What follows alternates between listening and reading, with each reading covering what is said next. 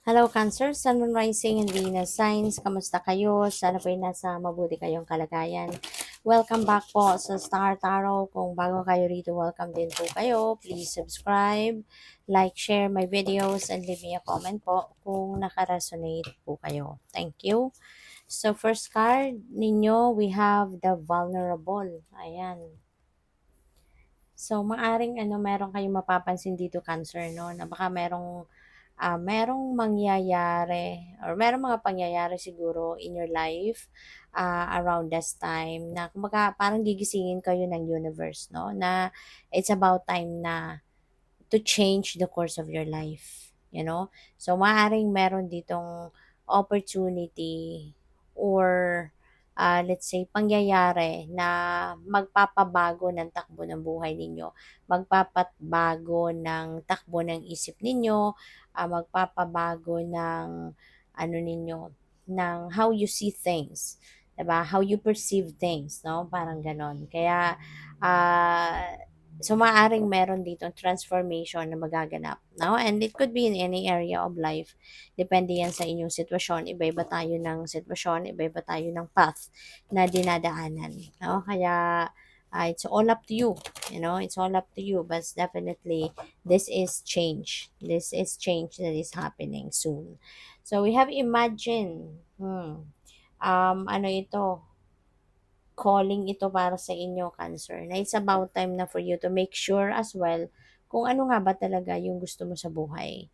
'Di ba? Kasi baka meron kayong mga sinet na intention, let's say, like couple of weeks ago, nag-set kayo ng ibang intention, tapos ngayon, maaaring iba naman yung pinagdadasal ninyo, yung ganun ba? So, maybe the universe is ready, 'di ba? To to make your intentions happen, pero dahil nga siguro iba-iba yung intentions mo, iba-iba yung pinagdadasal mo, kaya maaaring gusto nga ng universe ngayon na maging sigurado ka ano nga ba talaga ang gusto mo para na matulungan ka na niya. 'Di ba? Kasi maaaring handa na siya na pakinggan kung ano ang dasal mo, tulungan ka, padalhan ka ng kung ano man ang kailangan mo para mangyari na ang mga gusto mong mangyari. Pero ano ang ipapadala niya? 'Di ba? Kaya gusto niyang masiguro kasi nga para sigurado din, sure din siya kung ano yung ipapadala niya sa'yo, 'di ba?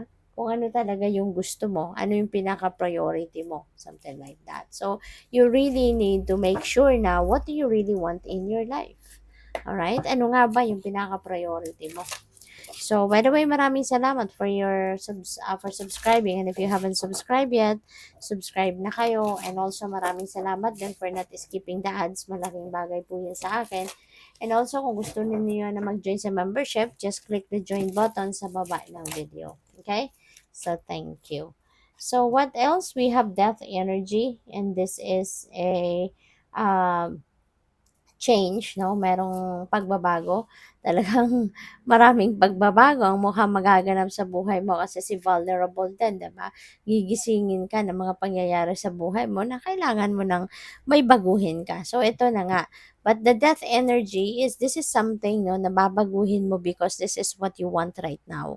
At yung pagbabagong ito maganda rin kasi this is the time that you are going to clear up your life. No, tatanggalin mo na ngayon yung mga negativity, aalisin mo na sa buhay mo yung mga negative energies, 'di ba? Ano yung mga hindi kailangan sa buhay mo, yung mga ganon, 'di ba? And you are ready to embrace something new in your life. You are ready to embrace newness, no, sa buhay mo sa ngayon. Kumbaga, out with the old and in with the new energies kayo. Okay?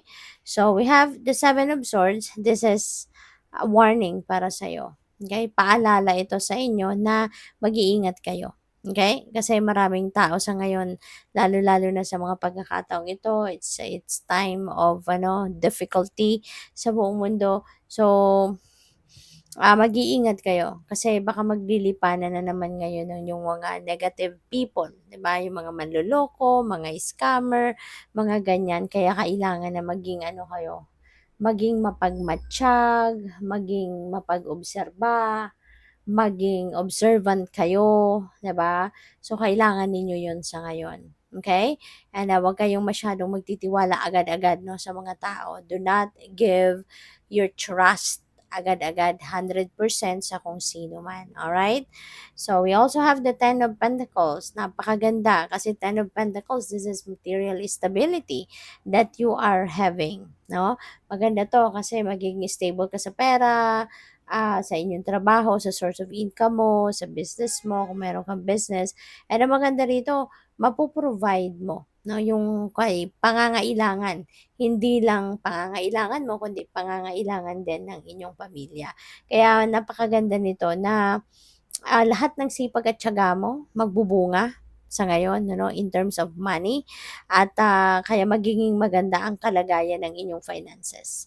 Magiging masayang-masaya ang lahat, no? Lahat ng kapamilya mo. Kasi ito na, no? Ito na yung maaring kailangan ninyo at this point, no? Na at least masiguro ninyo na kahit anumang oras, anumang pagkakataon, meron kang mahuhugot, 'di ba? Na finances, 'di ba? Kung ano man ang kailangan mo pagdating sa pera, meron kang mapagkukunan, yung gano'n. So, we have the Two of Cups. Ayan. So, this is about partnership, Cancer. Meron ditong partnership. Pwedeng i-partnership in love ito. Baka magkakaroon kayo ng bagong relasyon or kung hindi man, baka kung wala pa nga kayong love life, baka magkaka-love life na kayo ngayon or kung hindi man, baka bagong kaibigan ng dadating, bagong business partner, pwedeng gano'n.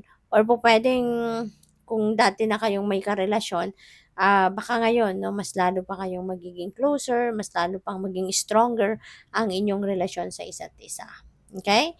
So, what else? We have strength. Yan. So, pakatatag ka lang, lalo-lalo na sa mga pagkakataong ito. No, sa puntong ito ng buhay natin, kailangan natin na maging matatag, maging matibay ang loob natin para makayanan natin lahat-lahat ng kung ano man ang kailangan nating harapin sa buhay. Okay? So, hindi po pwede ngayon ang lalamya-lamya tayo. We really need to activate our courage and inner strength. Okay? Para maharap natin squarely kung ano man ang mga kaganapan sa buhay. Alright? We have Eight of Pentacles. So, maaari ano na isa sa panggagalingan siguro ng pera ninyo dito. Kasi meron ditong additional wealth coming in, meron ditong financial gain, na mangyayari with the Ten of Pentacles energy. So, maaaring isa sa panggagalingan ng pera ninyong ito is yung trabaho. 'Di ba? Baka meron ditong promotion. Siyempre 'pag may promotion ka, mas tataas na yung take home pay mo, 'di ba? Mas tataas na yung sahod mo. Or baka merong pay raise, 'di ba? Pupuwedeng same position sa trabaho, same item, pero magdadagdag yung ano mo, magdadagdag yung sweldo mo. Puwedeng gano'n. May salary increase siguro ang iba. So, kaya magiging ano ka, mas magiging sagana, 'di ba, pagdating sa pera. So, good luck. Thank you for watching. Love and light. Namaste.